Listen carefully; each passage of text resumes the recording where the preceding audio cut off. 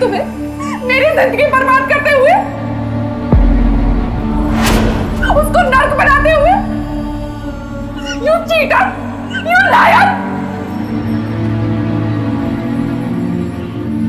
नफरत करती हूँ मैं तुमसे, नफरत! ऐसे क्या देख रहे हो मुझे? हाँ, क्या देख रहे हो? अकेला छोड़ दो भगवान के लिए मुझे। उमर साहब,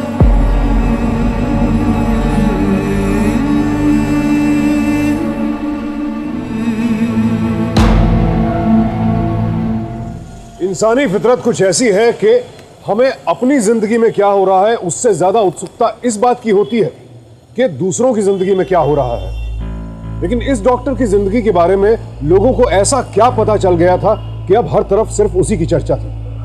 और ये ऐसा कौन सा राज था जिसकी वजह से अब ये डॉक्टर इस शर्मिंदगी को बर्दाश्त नहीं कर पा रहा था।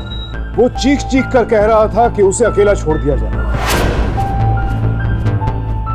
लेकिन ऐसी कौन सी बात थी जिसके सार्वजनिक होने से वो इतना परेशान हो गया था? क्या उसकी कोई घिनौनी हरकत सामने आ गई थी, या फिर कोई ऐसा राज जिससे उसके चेहरे का नकाब उतर गया था, या फिर वो बिल्कुल निर्दोष था और किसी बड़े षड्यंत्र का शिकार हुआ था? ये जानने के लिए आइए देखते हैं पुणे शहर की ये दिल दहला देने वाली घटना, जहां हमारे सामाजिक पाखंड की किसी को भारी कीमत चुकानी पड़ी।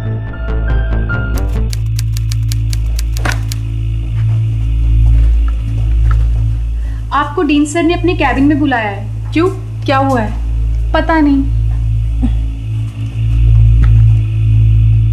आपने मुझे बुलाया?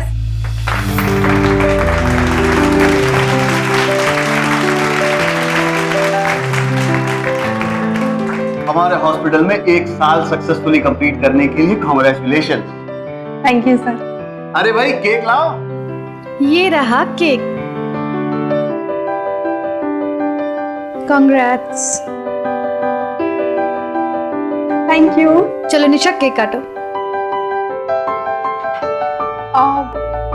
लेकिन डॉक्टर सरिता, वो डॉक्टर अभिमन्यु का है? तो भाई ये बात है, इसीलिए दोनों हर जगह साथ साथ नजर आते हैं। अरे कोई जल्दी बुलाइए डॉक्टर अभी को, वरना यहाँ केक नहीं काटा जाएगा। लो, तुम्हारा अभिमन्यु भी आ गया। कांग्रेचुलेशंस। Thank you.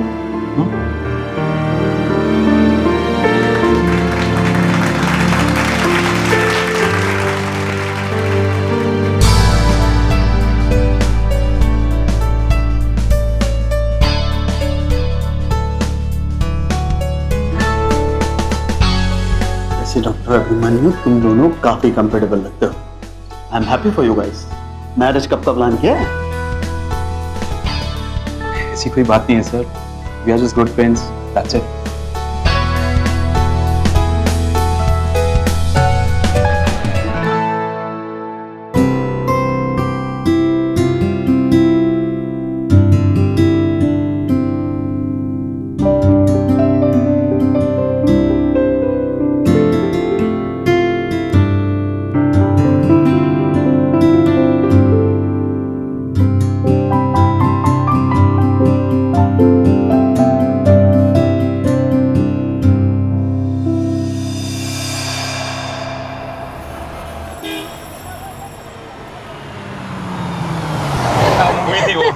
सीरियसली, और वो मूवी का क्लाइमेक्स वो तो और भी फनी था।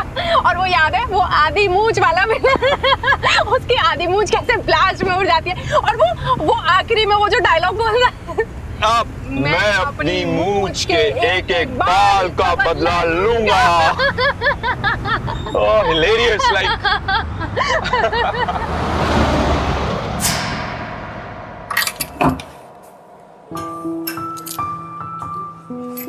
थैंक यू इस लवली इवनिंग के लिए। तुम्हारा साथ, मूवी, मस्ती। My pleasure.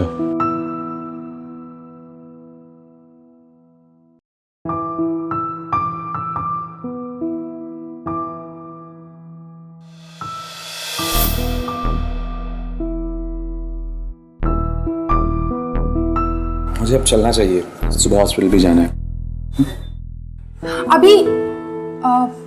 अभी बहुत लेट हो गया है, मेरे घर में एक कमरा खाली है, तुम एक काम करो, आज रात यहीं पर सो जाओ, सुबह 7 में हॉस्पिटल चलेंगे। Are you sure?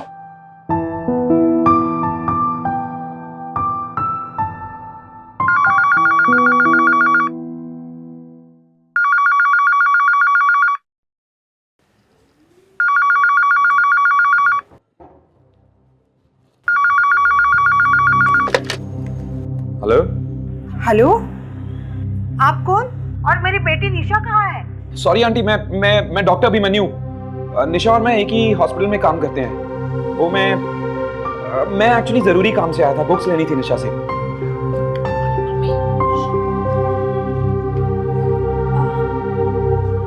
हेलो माँ। हाँ बोलो। अरे कहाँ थी तू? कब से तेरा फोन ट्राई कर रही हूँ। और ये लड़का कौन है? और इतनी रात के तेरे घर में क्या कर रहा है? वो देख बेटा, मेरी बात सुन। तू अब बड़ी हो गई है, तेरी शादी की उम्र हो गई है। अगर तेरे साथ काम करने वाला ये अभिमन्यु तुझे पसंद है तो बोल दे, डॉक्टर भी है तेरी तरह, करा देंगे तेरी शादी। लेकिन शादी से पहले रात गए मिलना जुलना हमारी कल्चर में नहीं है, समझी?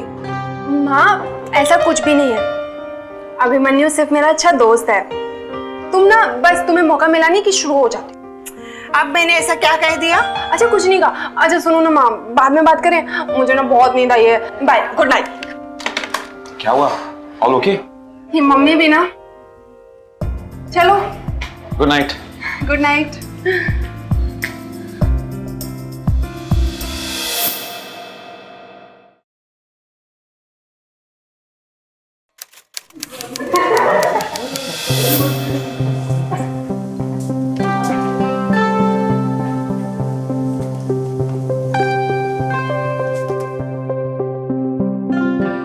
सरिता, हम दोनों कोई एलियन दिख रहे हैं क्या, जो सबके सब हमें देखकर ऐसे हंस रहे हैं?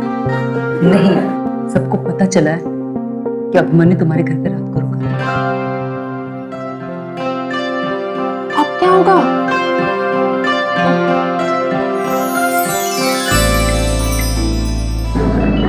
हेलो हेलो हेलो, मुझे एक अनाउंसमेंट करनी है और आई होप कि उस अनाउंसमेंट के बाद आप सब लोगों की ये गॉसिप बंद हो जाएगी।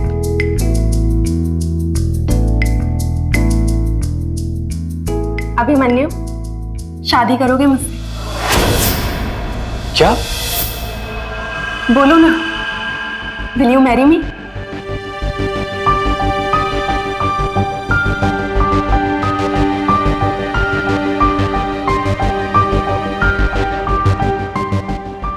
यार, कुड़ी सामने से प्रपोज कर रही है, ये मौका हाथ से जाने मत दे।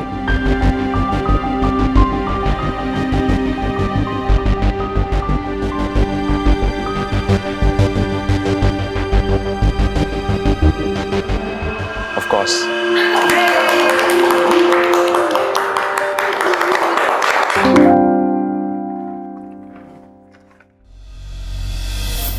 अभिमन्यु, शादी करोगे मुझसे?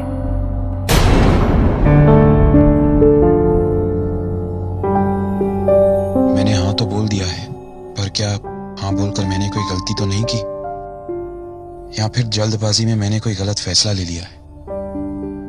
क्या करूं?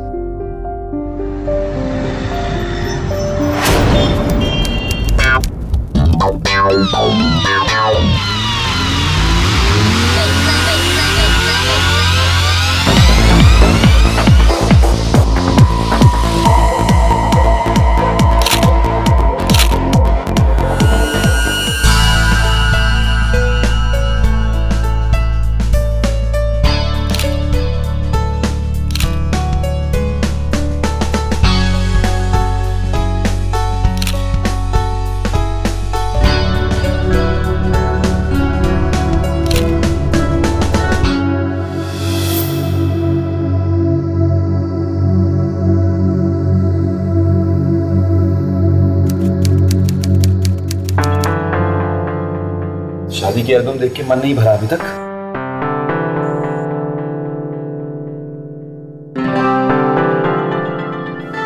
अभिमन्यु, आज हमारी शादी को 100 दिन हो गए हैं।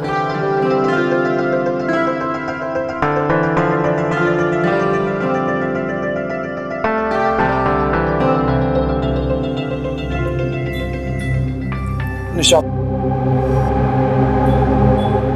मेरे सर में बहुत दर्द हो रहा है और सुबह हॉस्पिटल भी जल्दी जाना है, तो सो जाते हैं प्लीज। Good night.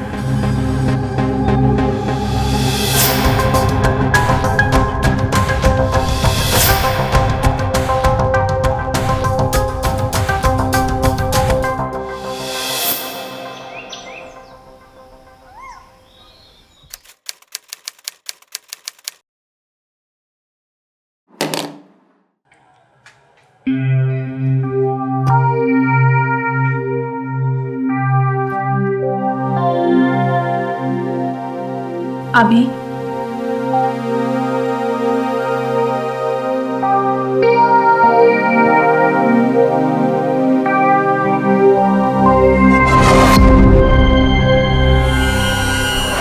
निशा, मैं ऑलरेडी लेट हो चुका हूँ। बाय।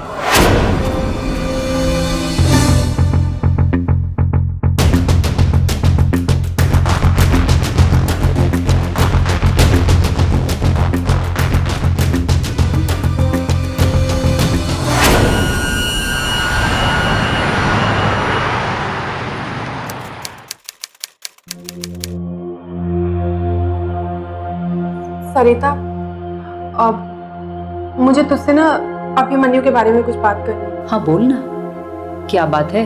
रात को सोने नहीं देता क्या? पता नहीं यार कैसे बताऊं, लेकिन हमारी शादी को 3 महीने हो चुके और अभी ने अभी तक मुझे हाथ तक नहीं लगाया। क्या मतलब कि हस्बैंड वाइफ के बीच में कोई भी फिजिकल रिलेशन नहीं है? नहीं, मैंने कितनी बार कोशिश भी की, लेकिन अभी कुछ ना कुछ बहाना बनाकर हमेशा पीछे हट जाती। सरिता, तू तो साइकियाट्रिस्ट है ना, तुझे क्या लगता है कि इस सब के पीछे क्या रीजन हो सकता है? कहीं ऐसा तो नहीं है ना कि उसकी लाइफ में कोई और रिलेशनशिप है? ये भी हो सकता है, या फिर उसके पास्ट में कोई हो जिसको लेकर वो अभी भी अटैच फील करता हो, इसलिए तुमसे दूर हो। लेकिन उसके पास्ट के बारे में उसके किसी बहुत पुराने फ्रेंड को ही पता होगा, और यहाँ पर जितने भी लोग हैं मुझे नहीं लगता कि वो उसको बहुत पहले से जानते हैं।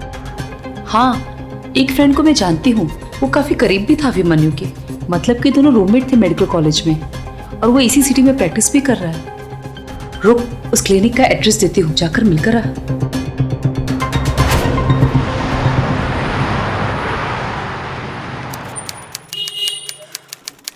आई एम सॉरी, आपको वेट करना पड़ा।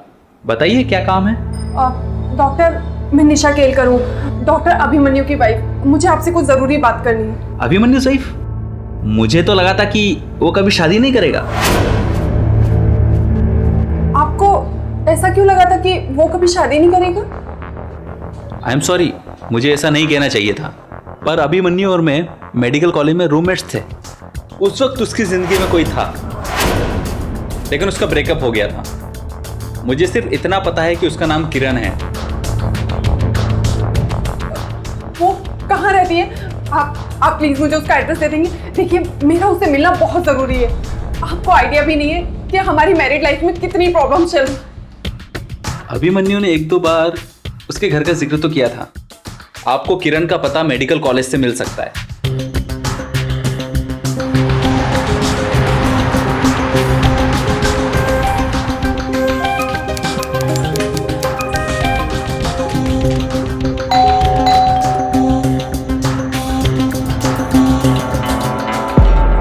प्लीज किरण को बुला देंगे, मुझे उससे बात करनी है। क्या बात करनी है? जी, मुझे बहुत जरूरी काम है, आप प्लीज किरण को बुला दीजिए। बताइए। मैंने कहा ना कि मुझे सिर्फ किरण से बात करनी है, आप प्लीज जाकर किरण को बुला दीजिए। देखिए, आपको जो बात करनी है मुझसे ही करनी पड़ेगी, क्योंकि मैं ही किरण हूं। क्या हुआ?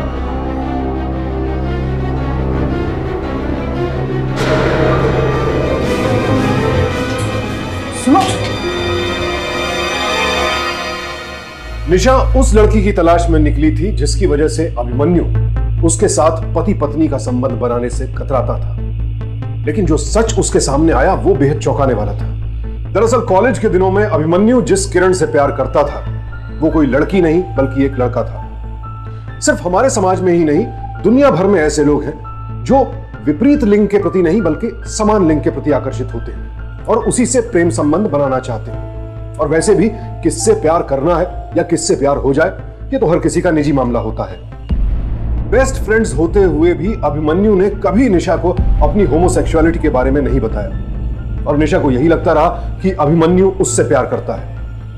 जल्दबाजी और गलतफहमी में लिए हुए फैसलों का अंत अक्सर बुरा ही होता है और ऐसा ही इस केस में भी हुआ।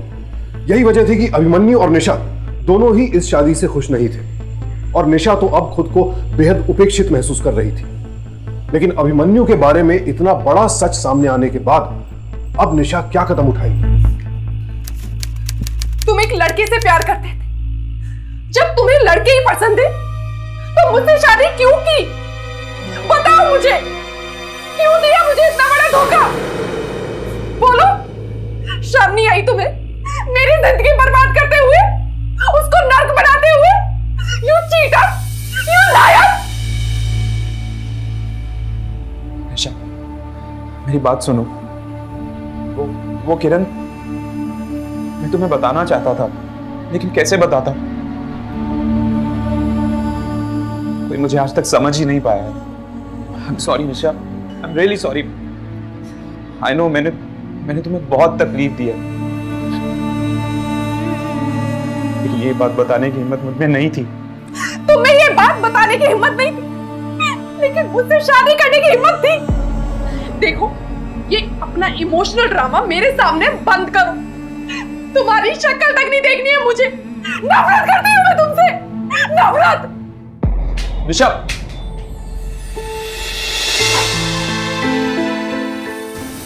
निशा, एज अ फ्रेंड मैं यही विश करूंगी कि अभिमन्यु तुम्हें एक पति की तरह प्यार करने लगे और तुम्हारी शादीशुदा लाइफ में सब ठीक हो जाए।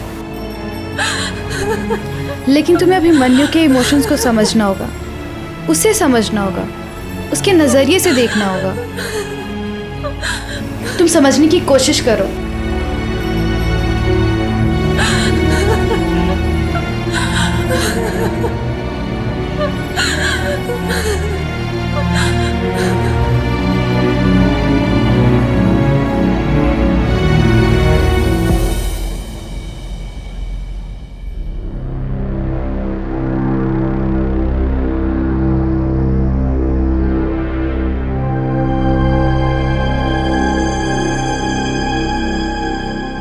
सॉरी निशा, मैं तुम्हें और तकलीफ नहीं देना चाहता। मैं जा रहा हूं।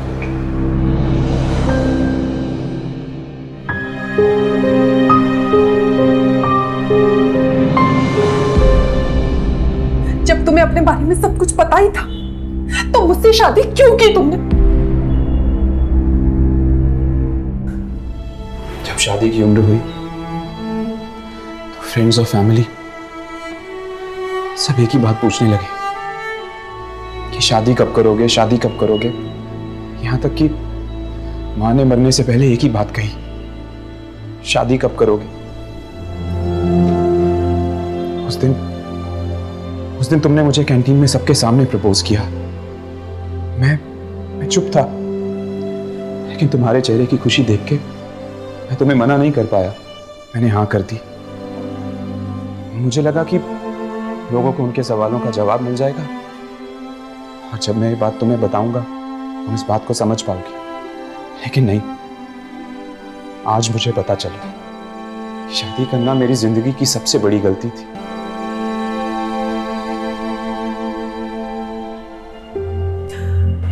अभी मैं तुम्हें समझ तो पा रही, लेकिन तुम भी तो मेरे इमोशंस के बारे में सोचते हैं। ऐसे फेक शादी करके तुमने सोसाइटी वालों का तो मुंह बंद कर दिया, लेकिन मेरा क्या, मेरे हिस्से की खुशी का क्या?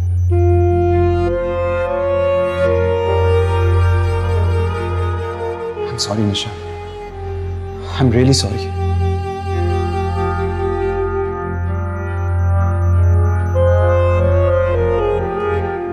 गलती तुम्हारी भी नहीं है। शादी से पहले मुझे तुम्हारे इमोशंस को समझ लेना चाहिए था। और रही बात मेरी, तो इस शादी से ना ही तो मैं खुश हूं और ना ही तुम खुश हो। इसलिए मैंने फैसला किया कि हम दोनों अलग हो जाते हैं। लेकिन अभी तुम मेरे सच में सबसे अच्छे दोस्त थे। आई होप कि हम दोनों अलग होने के बाद भी अच्छे दोस्त रहेंगे ना? हमेशा, हमेशा के लिए। अच्छा, अब तुम एक काम करो, आज यहीं रुक जाओ, कल सुबह आराम से चले जाना।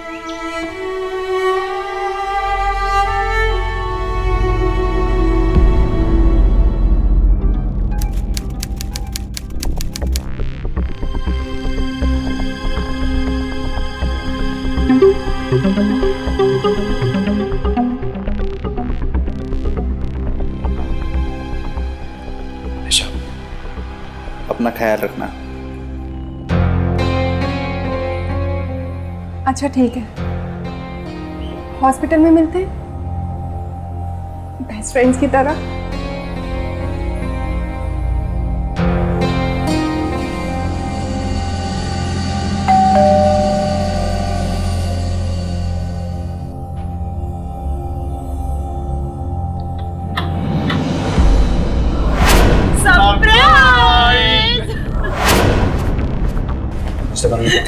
नमस्ते बेटा। मैंने कहा था ना, निशा बेटा को ये सरप्राइज बहुत अच्छा लगेगा। अरे आज से हमारे घर का रिन्यूएशन शुरू हो रहा है। आप लोगों ने बहुत अच्छा किया जो यहाँ पर आ गए। बेटा ये हमारा सामान है, कहीं जा रहे हो? वो पापा, मैं वो बस नहीं पापा, वो सेमिनार गए थे ना, तो तब से ये सामान यहीं पर पड़ा है। मम्मी पापा, आप लोग यहाँ पर क्यों खड़े? चलिए अंदर चलिए, मैं आप लोगों के लिए नाश्ता लगाती हूँ। चलकर फ्रेश हो लीजिए। चलिए।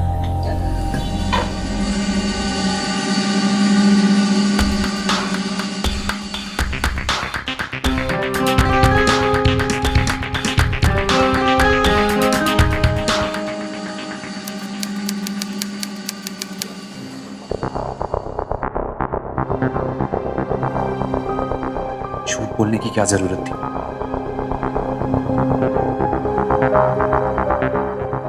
अभी मैं झूठ नहीं बोलती तो और क्या करती? मेरे पेरेंट्स बहुत कंजर्वेटिव हैं।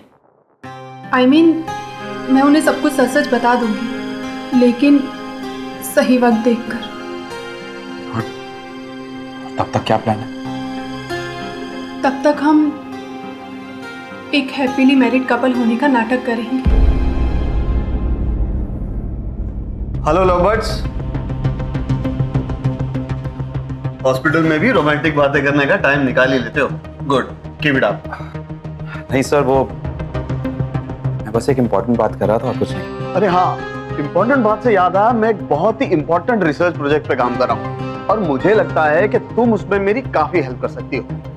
एसोसिएट रिसर्च मेंबर की पोस्ट खाली है, ज्वाइन कर लो।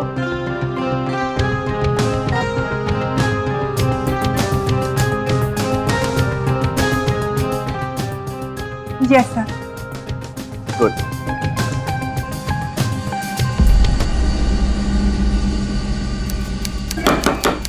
निशा बेटा, निशा बेटा उठ जा, चाय लाई हूँ।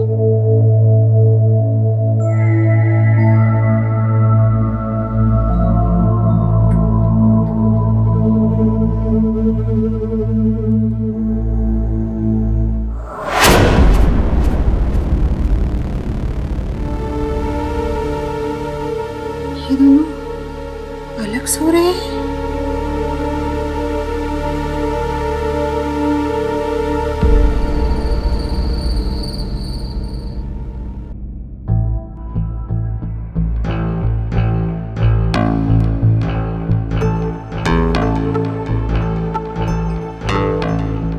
निशा नहीं आई है?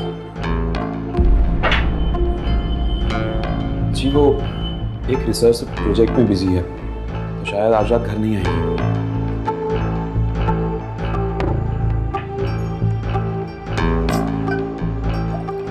इसकी बैटरी का आज ही डाउन हो रहा था। बेटा जरा तुम्हारा फोन देना, जरूरी कॉल करना है। जी ले लीजिए। Thank you. मैं जरा फ्रेश होके आता हूँ। जी। किरण,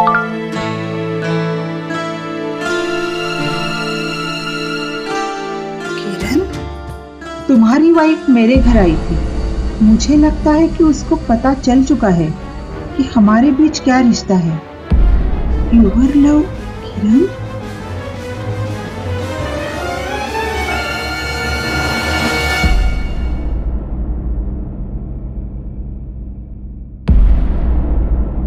जो कहा है वही बात है। निशा को शादी करने के लिए समलैंगिक लड़का ही मिला था। मुझे तो निशा बेटी की चिंता हो रही है। मैं तो कहती हूँ निशा उससे अलग होनी चाहिए। तलाक दिलाएंगे तो समाज में 10 लोग बदनामी करेंगे, हमारी नाक कट जाएगी हमारी। लेस दिखाना, कुछ और लेना है क्या? सब कुछ ले लिया।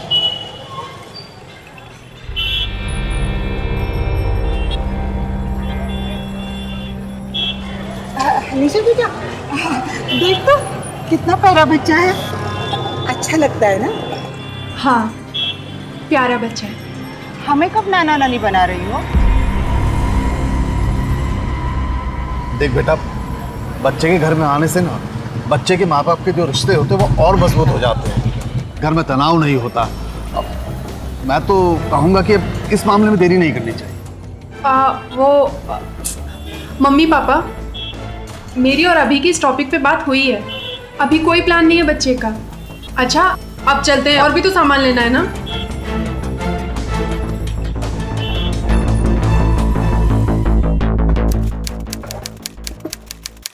सर, डीन आपसे मिलना चाहते हैं।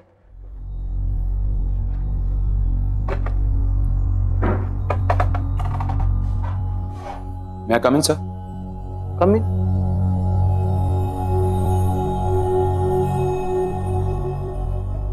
आपने बुलाया था सर? आ गए? ये लो, रिसेप्शन पे कुछ घंटे पहले कोई छोड़ गया था। इसमें क्या है सर? खुद ही देख लो।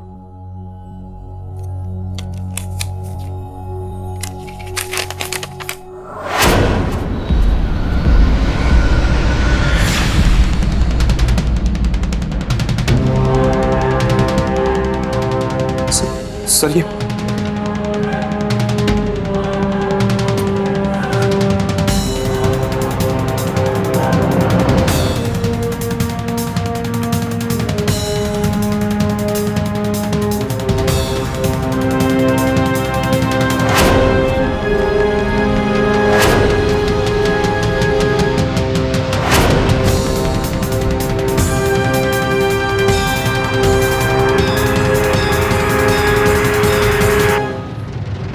क्यों किया तुमने ऐसा? क्यों किया? हाँ, अभी लेकिन मैंने क्या किया? इस बात का सिर्फ तुम्हें पता था, और तुमने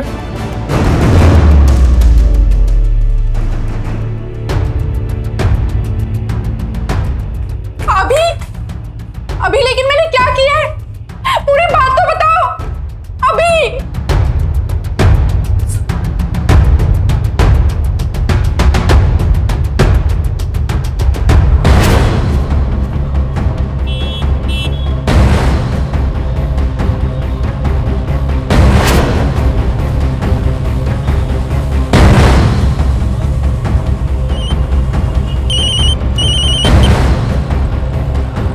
फोन किया है मुझे? अभिमन्यु मेरी बात सुन। मैंने किसी को कुछ नहीं बताया। क्या तुम्हें लगता है कि मैं किसी को कुछ बताऊंगी? मैंने किसी को कुछ नहीं बताया। मुझे नहीं पता कि वो लेटर किसने भेजा। मुझे नहीं करनी तुमसे बात। अगर इस बात का तुमको नहीं पता था तो किसको पता था? हाँ? अभिमन्यु, मुझे नहीं पता कि किसने बताया, बस मैंने नहीं बताया। अभिमन्यु, अभिमन्यु,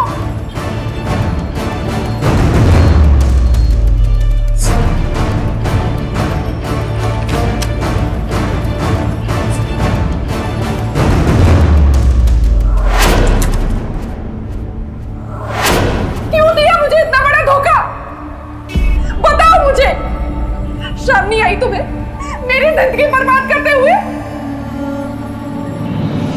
उसको नर्क बनाते हुए? You cheater, you liar! नफरत करती हूँ मैं तुमसे, नफरत। ऐसे क्या देख रहे हो मुझे? हाँ, क्या देख रहे हो?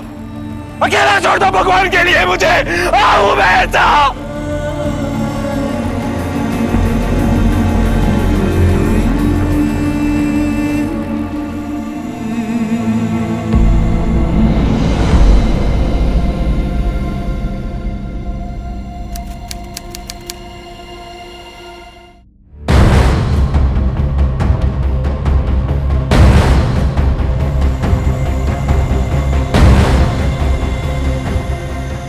Doctor Abhimanyu, it's time to be the stand. Stand लगाना में देरी की तो पेशेंट क्रिटिकल हो जाएगा। Please hurry up doctor. Doctor Abhimanyu, किस बात की वेट कर रहे हो? Please hurry up. Sir, pulse stop हो रही है। ओह नो, बीपी से ज्यादा डाउन नहीं होना चाहिए। स्टैंड हमें लगाना ही होगा। फोर्स से प्लेयर, क्विक। सर,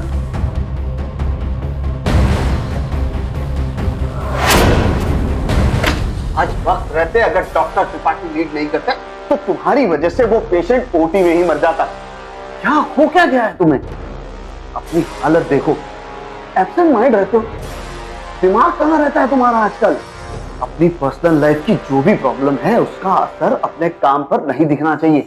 अगर ऐसा है तो छुट्टी ले लो, बाहर घूम आओ कहीं, और तब तक ज्वाइन मत करना जब तक अपने जॉब को 100% नहीं दे सकते।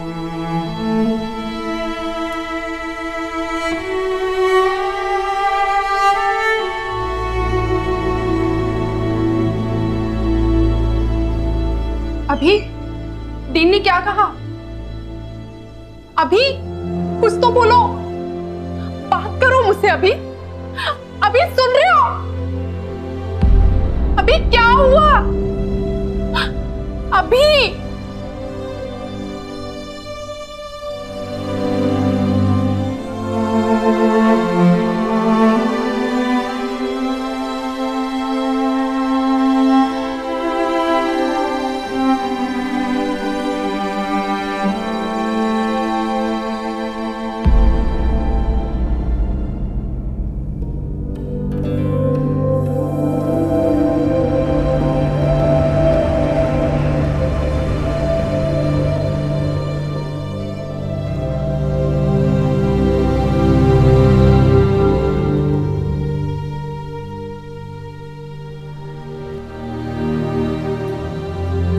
अभी तुम्हारी तबीयत तो ठीक है ना? अभी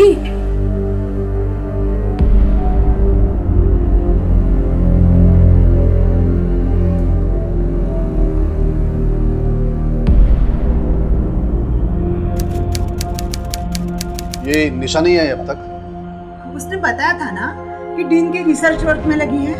ये कैसा रिसर्च वर्क है जो इतनी रात को होता है? रिसर्च के बहाने इतनी देर तक रुकने का मतलब समझती हो तुम? आपका मतलब निशा और उसका डीन दोनों? निशा को क्यों दोष दे रही हो? आप इतना यकीन के साथ कैसे कह सकते हैं? मुझे लगता है डीन को उसके पति के बारे में सब पता चल गया है, इसीलिए वो निशा से उसका फायदा उठा रहा है।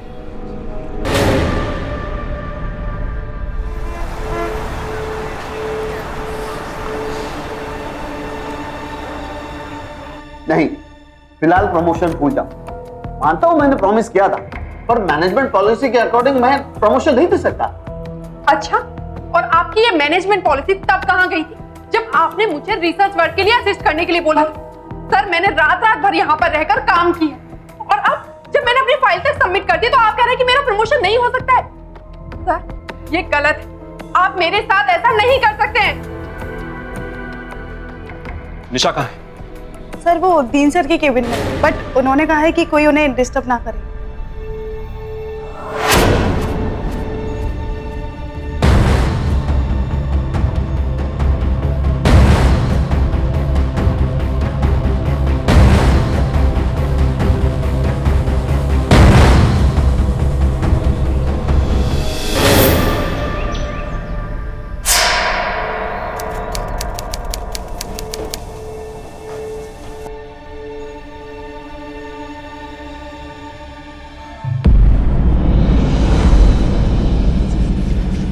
पुलिस?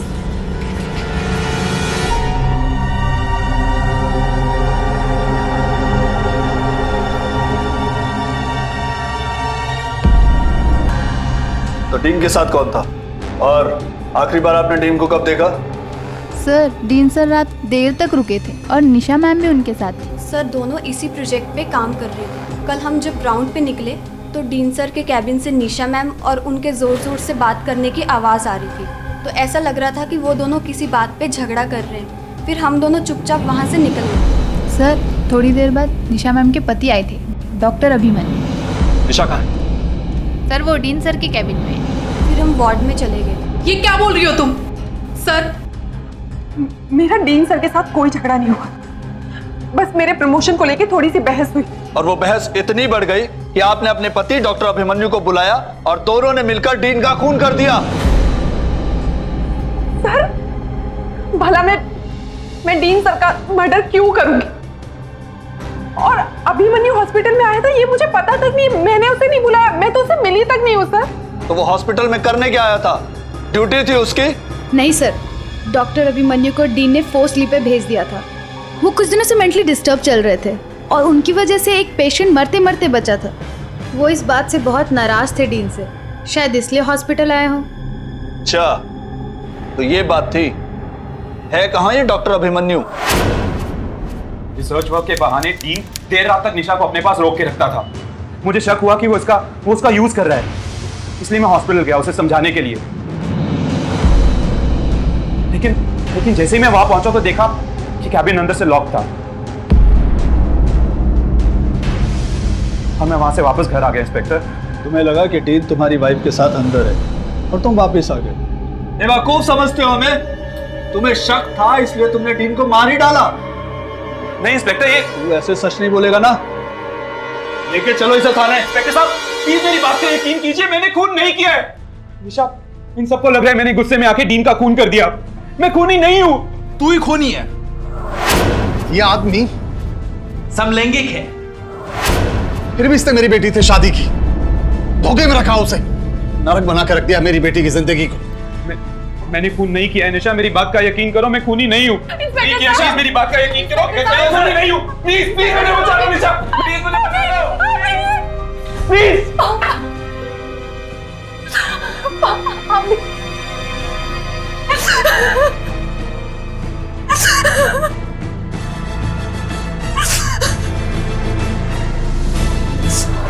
ये आदमी समलैंगिक है। पापा, आपको अभी के बारे में कब पता चला? बेटा ऐसी बातें छिपती नहीं है, हमें कुछ दिन पहले ही पता चला। निशा,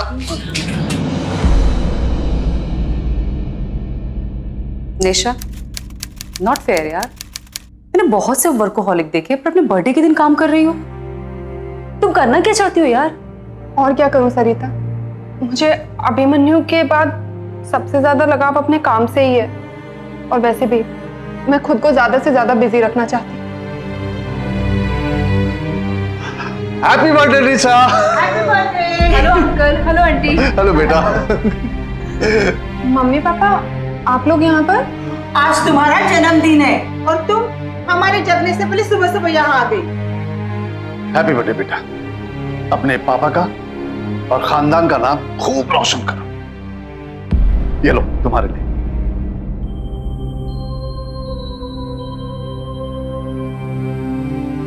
अरे वाह, ये तो स्पा की तरफ से गिफ्ट वाउचर है। मैं भी तेरे साथ घूमने चलूंगी। अंकल आंटी ने बहुत अच्छा गिफ्ट दिया है।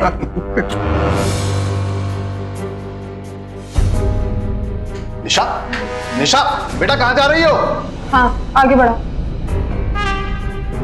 और आगे करो, कंटिन्यू। मैडम आप 1 घंटे से फुटेज निकाले, क्या देखना चाहती हैं? 1 मिनट, ये वापस से लगाना। देखिए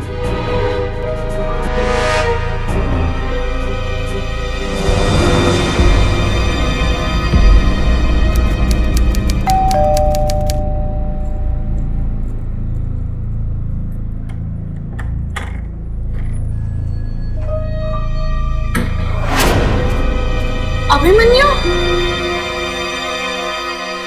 पुलिस ने इसे छोड़ दिया? जी हाँ।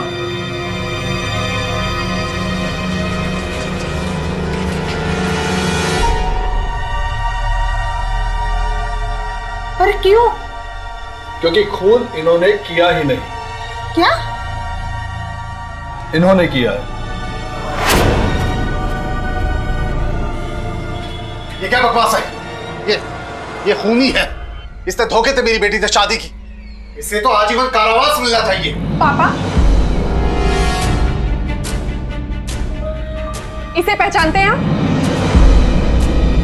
सब कुछ आपने ही किया है। वो हॉस्पिटल में लेटर, वो भी आपने ही भेजा था ना? ये देखिए, पापा की हैंडराइटिंग है ना?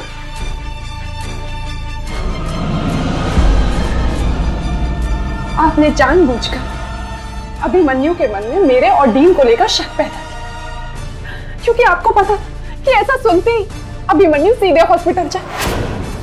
और उसी रात आपने हॉस्पिटल में जाकर डीन सर का मर्डर कर, ताकि सारा इल्जाम अभिमन्यु के ऊपर आ और उसे जेल हो जाए, है ना पापा?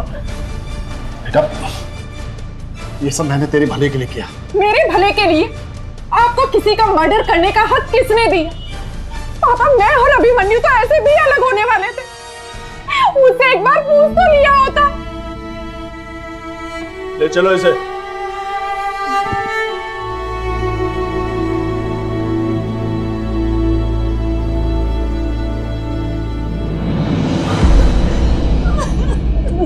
निशा के पिता संजय खेलकर को डीन चेतन पाटिल की हत्या के लिए आईपीसी के सेक्शन 302 और अभिमन्यु को हत्या के झूठे आरोप में फंसाने की साजिश के लिए सेक्शन 120 बी के तहत उम्र कैद की सजा सुनाई गई। निशा ने सच्चाई का साथ दिया और अपने पिता के बारे में हकीकत सामने आते ही उसने पुलिस की मदद से उन्हें गिरफ्तार तो करवाया ही, साथ ही साथ डॉक्टर अभिमन्यु को बाइज्जत बरी भी करवाया। अभिमन्यु और निशा के हौसले को सावधान इंडिया सलाम करता है। दोस्तों, प्यार हम सबकी जरूरत है, लेकिन दो समलैंगिक लोग, फिर वो चाहे लड़के हो या लड़कियां, उनके प्यार को मात्र उनकी सेक्सुअलिटी के आधार पर गलत ठहराना सरासर अनुचित है। सावधान रहें, सतर्क रहें, सबको एक नजर से देखें। इसी प्रार्थना के साथ अब मैं सुशांत सिंह आपसे विदा लेता हूं। फिर मुलाकात होगी ऐसी एक और सत्य घटना के साथ। देखते रहें सावधान इंडिया, फाइट बैक नाउ। तो सावधान